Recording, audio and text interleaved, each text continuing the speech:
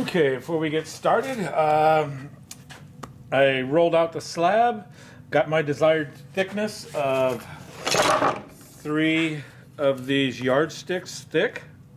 I let it sat out at room temperature for about 2 hours. It's nice, and there's no more, ambient moisture just sitting on the top of the surface. It's still cold to the touch. It's not dry. And now next I'm going to transfer it onto a board and cut it to size. So if you have a board like this particle board, which is essentially sawdust and glue, you don't want to put the clay directly on a wood slab, regardless of what kind of wood it is. So a good idea would be to put the board inside a plastic bag. Okay, and now the surface on the bottom where the slab is going to sit, it won't have any moisture being wicked from it, so your piece won't dry out in the process of carving.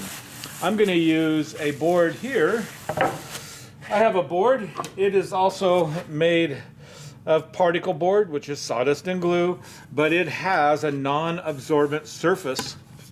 This is called Formica, and that's that little veneer on the top. So I can put a slab directly on top of this, and it'll do the same thing as that plastic bag. So I'm going to transfer the slab, cut it down to the size of this board, maybe a little bit smaller, and then I'm going to transfer my design. So that's what we're going to do now.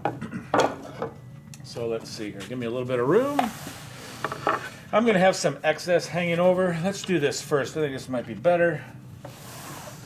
And I would just take a mark here.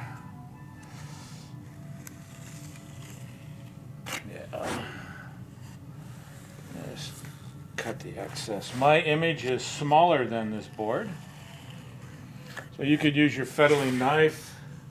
I'm using this rusty rib to make the cuts. And again, save all your scraps. Keep it moist.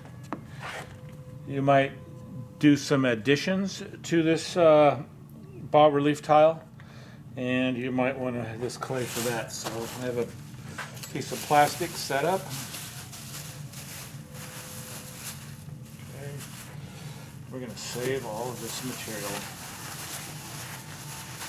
Again, saving scrap clay, try to get all the air out of the bag and close it up tight and for use later.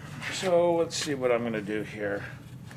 I'll just lift this up. This is the good side. This is the side I want face up. So again, I'm going to just carefully pick it up and try not to use my fingertips.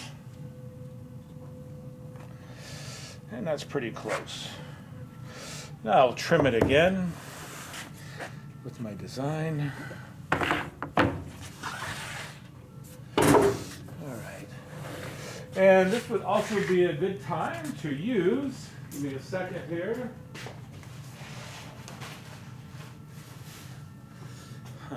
Here we go. Here's one. This Lazy Susan. You can get these at Home Depot or Lowe's. They're in the caster section, wheels. So this will make it easy to spin around. And lastly, this is the design, the concept I'm going to use. And I'm going to cut on the outside perimeter of this piece of paper. And I'm going to use this border as my ceramic border, and then everything else will be carved inside. So we need a pin.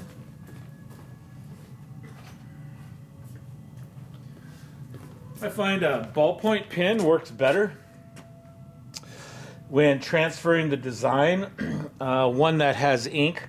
And you don't want to press too hard. You don't want a deep dent. All you want is a subtle line. So first off, let me get a fettling knife, and I will make some cuts.